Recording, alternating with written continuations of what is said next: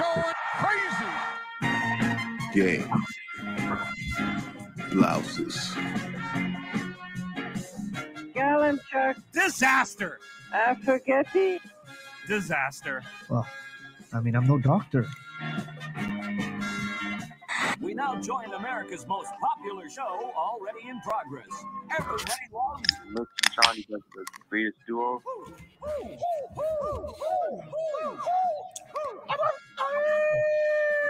Fantastic. That team sure did suck last night. They just plain sucked. I've seen teams suck before, but they were the suckiest bunch of sucks that ever sucked.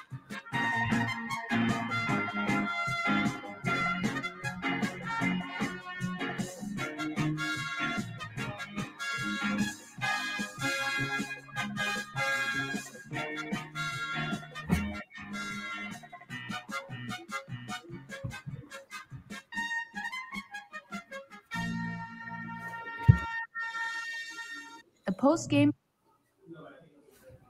Awesome. Post-game pints, baby.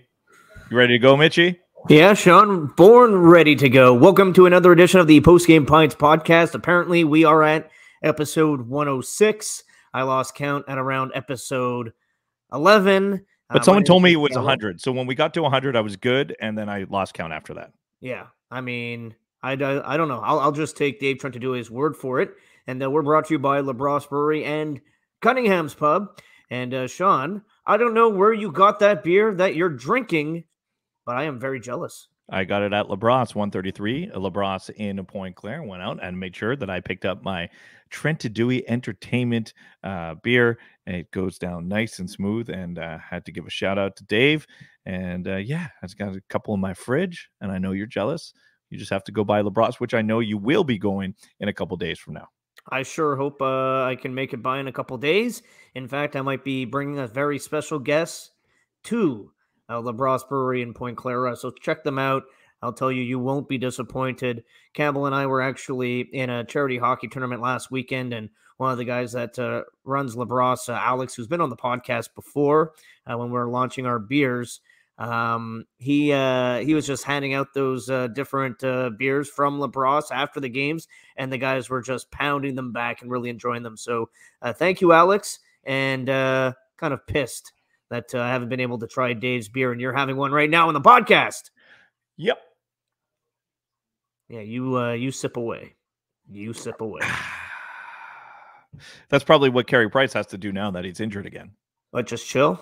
Yeah, just chill, sit back. Have a Trent to Dewey Entertainment beer. I don't think he's supposed to do that, Sean.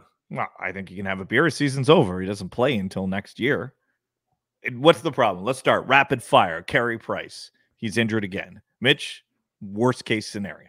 Well, yeah. I mean, when we were talking about him coming back, the one thing you were saying that you wanted to see was health and the fact that he can still play. You're like, I don't care about the results. I don't care about the save percentage or the wins. All I want to see is a healthy Carey Price, and I'll be concerned if I start hearing about inflammation or setbacks. Well, Sean, we haven't heard about inflammation or setbacks just yet, but we do know he is day-to-day with an injury. He will not play in the remaining games for the Canadians, and he has to go to see the doctor who performed the surgery on his meniscus. I don't think there could be a worst case scenario than that one as he plays the handful of games and then has that setback. All right, so let me give you the best case scenario here, okay? Because you spelled out everything that I was worried about. Best case scenario.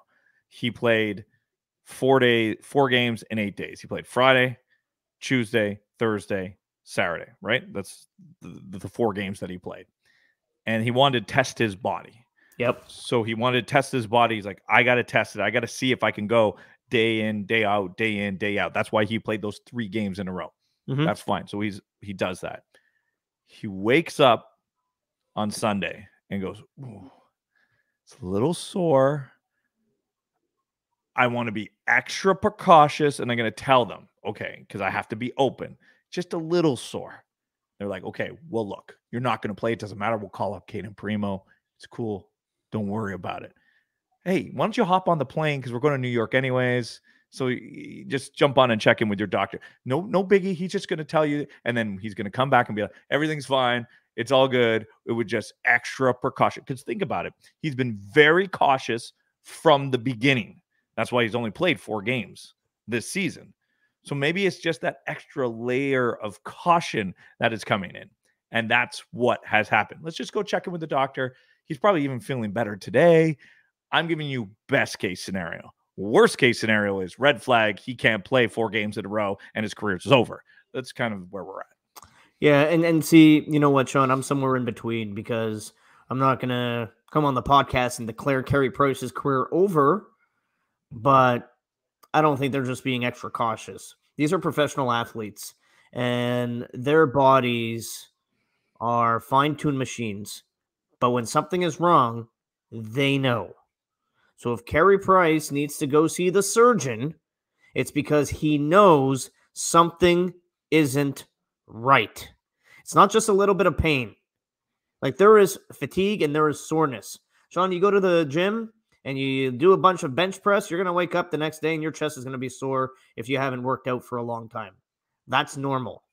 But you're going to see your surgeon, that's not being cautious. That is something is wrong because he knows that something is wrong. I'm just hoping that it's coincidence that his surgeon's in New York and the team was going to New York and it's just hop on the plane. That is, again, best case scenario. I'm with you. It's probably somewhere in the middle, and this is not a good sign. I wanted to see a Carey Price that played these games and walked out of the season and said, I feel great. This is awesome. I can't wait to see you guys at training camp and go off and take. That's what I was looking for. Not happening. So the question marks, if he didn't play, about his health, they're going to go for 4 more months now. 4 more months. Whatever he says at his post-game press or postseason press conference, he's going to go for 4 more months because he's going to show up in training camp, and the question is going to be, how many games can he play? Can he even play? The Canadians need 3 goalies. That's pretty much where we're at with Carey Price. No doubt about it. You want to move on to topic number 2 of the rapid fire, Mitch Gallo? Sure do. I know there's only a handful of games left for the Canadians this year, but let's be honest, it was an awful year. They're on the brink of getting the first overall pick for the draft lottery. We'll have coverage on the draft here on the Post Game Pines podcast. But Mitch, can you give me a list of players who had a good season? Not an average or not a, we know the list of poor seasons. Give me a good season from someone on the Montreal Canadiens. Well, look, good is subjective. Yes. So I'm asking your subjective view of a good season. I think a lot of players on the Canadiens actually had good seasons. I think so. I'll go down the list of players that I think have had good seasons. Caulfield, 20-goal rookie season.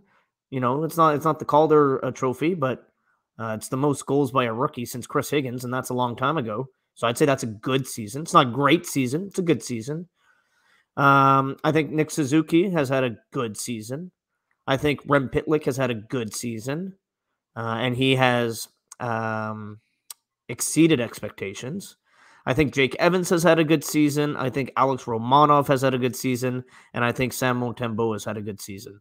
So considering where the Canadians are at, it's a pretty lengthy list. I realize that, but you're using the word good, and I think all those guys have had good seasons. All right, well, here's the thing. I can give you that list, and I'll tell you this. Cole Caulfield had a good second half of the season. I said season. I didn't say second half of the season. Samuel Montembeault had a good second half of the season. Nick Suzuki had a good second half of the season. When you ask good season, or when I ask good season, I looked at the season. So to me, yes, I'm with you. 20 goal overall, you're doing the math. That's fine. He had a great second half of the season. He had a bad first half of the season. So it turns into, we can say good season, good breakdown. That's fine with me. I'm not going to counter what you said, but those guys don't make the cut for me. To me, it's Jake Evans. Jake Evans, from start to finish, he had a good season. He did exactly what the Canadians wanted him to do. I think he got better. I think he was put into roles that he didn't expect to be, and he grew from that. I like your Romanov. I thought that was a good one. The other one I'm going to say is Chris Weidman. A little ups and downs, but I think that was the expectation. He had a good season because the expectations were low as a guy coming in from the KHL. So if he just performed and was able to play in games, good for him, and he proved that he can play in the NHL. But my answer is Jake Evans.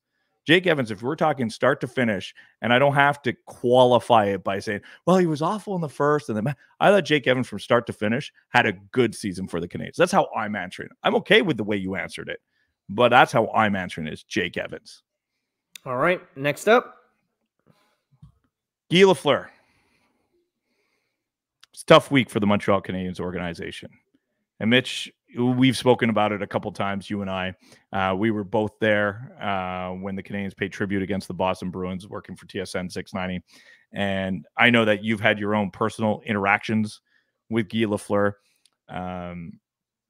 When you got to sit down with him and the late great Randy Tiemann and Guy Lafleur, I couldn't wait for that photo that you posted.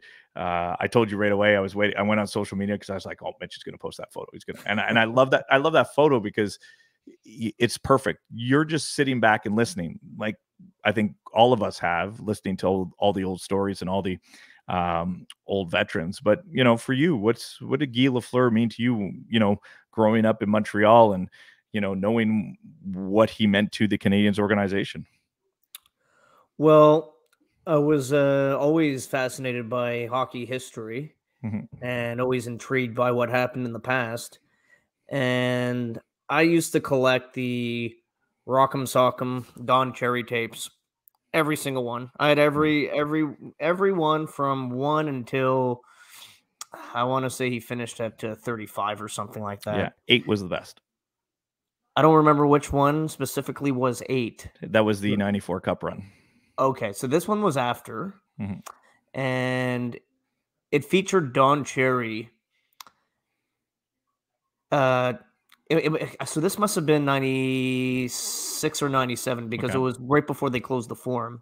Yeah. And the whole episode was shot at the Montreal Forum, and it had Don Cherry telling the stories of his times at the Forum. And of course, we know the famous clip of Coach's Corner when he's on the bench with his hands up by his sides, and he's complaining about the too many men on the ice penalty. And we know what happens right after that. The Canadiens score the power play goal. They send the game into overtime. They win the game. They win the series, and they go on and they win the Stanley Cup in the next series. And pretty much whoever was going to win that series in 1979 was going to go on to win the Stanley Cup in the final, even though it was a semifinal. And that's when I really started cluing into the 70s version of the Canadiens, and had Don Cherry talking about that goal over and over. And then, you'd see it on Coach's Corner, and that famous Lafleur coming up rather gingerly. I mean, I've heard that hockey clip more than any other hockey clip. So that's when it really started for me, Sean. And then it became reading and hearing stories and listening to the radio. And then, in this profession, being able to meet him on several occasions. So that's what he meant to me. The only thing I'll say other than that is Guy Lafleur was a rock star in this city and in this province. And the Canadiens' tribute was fitting for that of a rock star.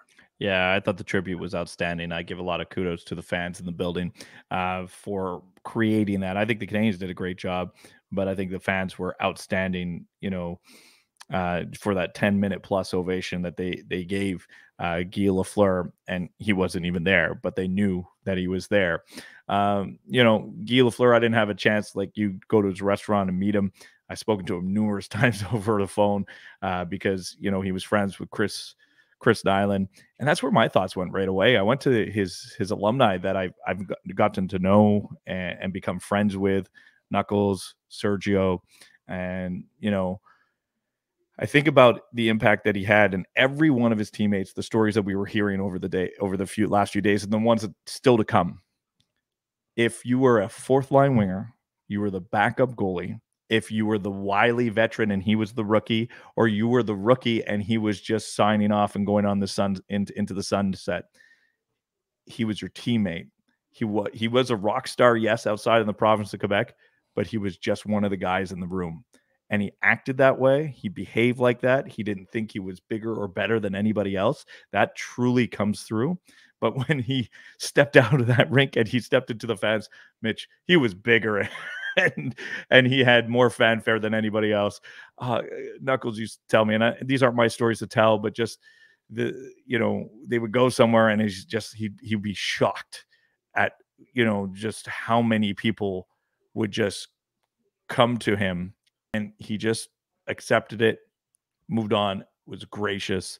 I thought a lot about his teammates, and that's when, they were all sitting behind the bench. I thought that was a very powerful moment of them all standing together. That was a very moving part of that game. And I think that's going to be one of the moving parts of when his funeral's upcoming next week. Yeah, Sean, just to think of the popularity, right? I'm just thinking about what you said, and the Canadians are lucky because not all teams have an icon that big. Like Boston has it with Bobby Orr. With Toronto, with all due respect to that team, I don't think they have it with Dave Keon or Darryl Sittler or Matt Sundin or Doug Gilmour. With the Rangers, I don't think they have it with Mark Messier. I don't think Gretzky was there long enough. With the Chicago Blackhawks, maybe they have it with Bobby Hall or Stan Mikita. The Red Wings have it with Gordie Howe. But that's the original six, and the Canadians are fortunate because you look at all the other teams in the league; they don't have a Guy Lafleur, and then even Sean, talking about Gordie Howe or Bobby Hall in those cities, with all due respect, I don't think they are as big of stars in Chicago or in Detroit as Guy Lafleur was here in Quebec. It's like in Quebec, we love to be represented and we love to be the best at things on, the stage of all of North America. And that's what Guy Lafleur was. He wasn't just the best player on the Canadians. He was the best player in the league. And it went Bobby Orr, passing it to Guy Lafleur, passing it to Wayne Gretzky, passing it to Mario Lemieux, passing it to Sidney Crosby, passing it to Connor McDavid, passing it to, I don't know, Connor Bedard next, maybe. But that's where the Canadians were at. He was the best of his generation. Yeah, like you said, it wasn't just for a year. He was year in, year out, the best. So just thoughts on Guy Lafleur. If you have any thoughts on Guy Lafleur, please set them down in the comments, and we will get them in a couple later episodes. Anything else for the rapid fire? You want to move on to random sports thoughts? You know what, Sean? After talking about what we just talked about, let's move on to another segment. All right. Random sports thoughts. I always like this one. I never know what's going to come out of your mouth when we get to random sports thoughts here on the Post Game Pines podcast, Campbell and Gallo. Or if you want to go Gallo and Campbell, that's fine. Your name's on that side. That works for me. Whatever, man. Do you want me to start things off? Sure. I'd love if you started things off. All right. This day with analytics and diving into numbers, Mitch, I still think, plus minus is still a decent stat to know. I know it's not the be all end all like all the other stats, but I feel like it's totally getting dismissed now. And I'm like, it still tells a part of the story. I just find people dismiss it too much now. I'll dismiss it rather easily. I think, you can use it if you provide a little bit of context. I wouldn't be like, oh, look at Nick Suzuki's plus minus and compare him to somebody like, oh, Toronto's fourth line center has a better plus minus than Nick Suzuki. I mean, the context isn't there. If you have a bad goalie, your plus minus is going to suffer. If you have more difficult matchup, your plus minus is going to suffer. If you're out there a lot on a team that plays with the goalie pulled, you're going to have your plus minus affected.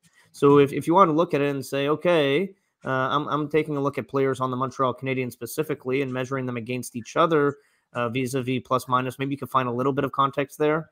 But Sean, I disagree with your random sports thought. I think plus minus is pretty irrelevant. Yeah, it's like, I'll look at this. The Canadiens are a perfect example. I'll look at the Canadiens and I don't really give much thought to their plus minus. But if there was a Montreal Canadien that was sitting there at plus 12 at this point of the season, I'd look into that. I would say there's something there, and that's where you do your reason. That's why I said, I know people dismiss it, and I don't think it's the be all end all stat. I'm not trying to defend it and saying, how come we don't use it the way they used to? Because it used to be used. You're on for a goal, blah, blah, blah, and you joke around with your guys. But I'm saying that there are situations where there is context that you can use it and look into the numbers. So, like, if you looked at the Canadiens and you saw someone plus 12, you probably go, there's something to that. And his name was Arturi Lehkonen. There was something about Arturi Lehkonen this year. Anyways, go ahead. My first random sports thought, Sean, is Paulina Gretzky and Dustin Johnson got married. Mm-hmm. And Dustin Johnson looks like Bradley Cooper. He does a little bit. You know what it is? It's the kind of the way that their beards are. Yeah, shape of the face, style of the hair, especially at the wedding. I don't know if you saw the wedding photos. I have not. It's because you follow Paulina on Instagram, right? I don't know. I did. I don't know if she either blocked me or stopped posting things. That'd be great if Paulina Gretzky blocked Mitch Gallo. Who is this random guy in Montreal who's liking all my photos? How many did you like? No, I'm not following her, actually. Okay. Let's give her a little follow right now. See how this goes for you. Bet you I get blocked. Just don't creep her out. All right. I'm going to stay with the world of hockey. Connor McDavid's not getting enough love for the Heart. Edmonton's second in their division. He has the most points in the league. And just because I know other players are having great seasons and McDavid gets dismissed because Leon Draisaitl is an amazing person on it in his own right. And I'm not saying that McDavid needs to win this award this year. I'm just saying every time I talk to anybody about this award, they don't even bring him up. It's like, we're just so used to this guy being amazing. That's how I feel. Well, two things. Number one, I think a lot of people made up their minds before Edmonton went on their recent run because they've been unbelievable in their last 15 games. And as the Oilers go, McDavid goes. Or I should say, as McDavid goes, the Oilers go. He's got 118 points at the recording of this podcast, Sean. I'm with you. He deserves entertainment value. McDavid brings the entertainment value. There's no question. And I think that's part of it. You know, also, Sean, we know how fixated the media that covers hockey in this country is with the Toronto Maple Leafs. While we're recording this podcast, actually, Matthews has his second goal of the game. He had 60 on the season. Look, I don't want to take anything away from him. He's having a great season. But when it happens in Toronto, a guy in Edmonton is going to get overshadowed, unfortunately. To me, I think if you take a player off the team, which team is more affected? Is it Edmonton without McDavid or is it Toronto without Matthews? I think it's Edmonton without McDavid. And that's why he is my MVP, actually. And I've changed my tune because, again, 15 games ago, I thought it was between Matthews and Shesterkin. But as we are going into the playoffs, I don't think anybody's playing at a higher level than McDavid. Yeah, McDavid's up there. He's in my 3. Matthews is there. Huberdeau as well. I don't know if I've narrowed it down to a winner yet. Go ahead. Well, that's why I'm glad I didn't do so just yet. Sean, Guy Lafleur played with Matt Sundin and Joe Sakic. Before, you asked me, what does Guy Lafleur mean to you? But it's still amazing. Like, remember when Jaromir Jagr had a teammate on every Stanley Cup champion going back to, like, Trottier and the Islanders of the 70s? Yeah. And he had a Stanley Cup champion teammate on every team until, like, 5 years ago or whatever it was. The Shaq factor in basketball, right? Yeah, but he played on so many teams, right? So, yeah. and like Jagr. But just I saw a photo of Lafleur, Sakic, and Sundin, and that to me kind of really bridges the gap between my generation and the generation of the 70s. And I don't know, I just wanted to bring up that I love that photo that I saw. That's a good photo. Yeah, that's a neat one. I like that when you have that bridge, and we've seen it. You know, whenever you see the Crosby and the Lemieux and all that stuff. Yeah, Crosby played with Mario Lemieux. I know. I wish Mario was still playing. I bet he could if someone tied his skates. Looks great. You know what? I'm gonna let it finish on a Guy Lafleur one.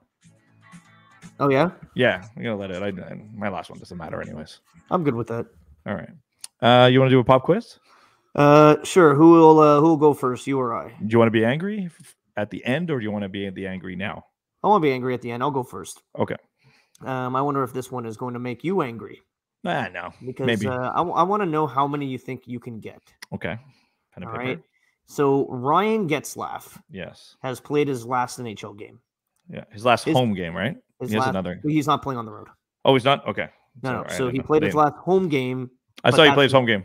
That's He- his last game. See you I'd later. like I the- don't, the guys, Ducks I know. Can I come on the road on the plane to hang out? The Ducks aren't done, but Ryan Getzlaf is. So, Sean, where do you think Ryan Getzlaf ranks all time in Anaheim Ducks points? I would think that he would be 1. He is number 1. So my question is, how many of the next 9 do you think you could get? Oh, Anaheim Ducks history of the next 9. Yes. Like, so if I was to say top 10 in Ducks history in points, how many do you think you could get of the top 10? 5. 5. 5 more, so 6 total. 6 total. All right, let's see what you can do. All right, Corey Perry, Number 3. Scott Niedermayer. Number 10. Let's go with Corey Perry, Scott Niedermayer. So now, can you give me the point totals at 10? You want to do that or no? I have it kind of cropped out. I can Okay. give you goals and assists of which number do you want? Well, just because Niedermayer is interesting because I know he had all So those Niedermayer years. had 264 points with the Ducks. Okay. Let's go Raquel. Raquel, number 7. Okay. Not one I thought you would say. No, I just know he's been there a long time. Silverberg. Silverberg, another one I did not think you were going to say. Number 8. I actually think you can do better than you thought now. What are you at? That's so I'm at 4. You're missing like 2 obvious ones. That's why I'm surprised you went Raquel and Silverberg. 200. That's why Pronger's an interesting one. I want to say him, but no, I don't think he was there long enough. So I'm not going to say him. And then when you said Niedermayer at the bottom, so I got to go forwards. Korea, number 2. Number 4 is Korea. Number 4. So I got my 6. I know who am I missing? One more really easy one. Who was the easy one? Trying to think. Who was the easy one on the Ducks that I'm missing? Come on, man. Come on, man. I know. You gave me Raquel. And you're not Silverberg. saying number 2 on the list. I know that. I just Number 2 on the list scored 457 goals with the Ducks. Yeah.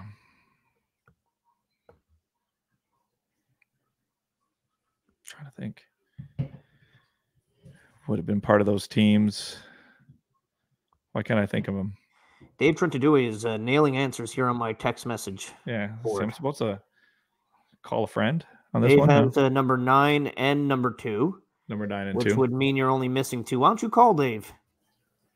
Dave, you wanna give me the 9 and 2 because my You're going to brain's be not so working. mad at 2, Campbell. Like so No, mad.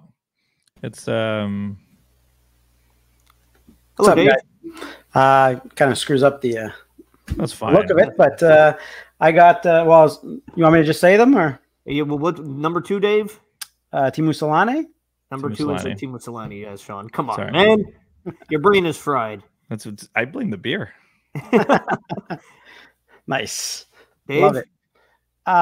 Number 9, was it the one I texted you, Bobby Ryan? Bobby Ryan, number 9. Bobby Ryan, he was there a long time. And now And we are then- missing just 2 more. 2 more. One is 5. active, 1 is active. and one, his name never comes up. I think he was in NHL 94, and he probably benefited a lot from playing with Korea. He was in NHL 94, so he was on that. I think he was in NHL. So he was on that like initial team. Active Yes. with the Ducks? Yeah, there's one active too. Not the guy from NHL 94, Dave. No, I would assume so. Yeah, I'm trying to think. Active in the guts on them right now. Is the active a defenseman?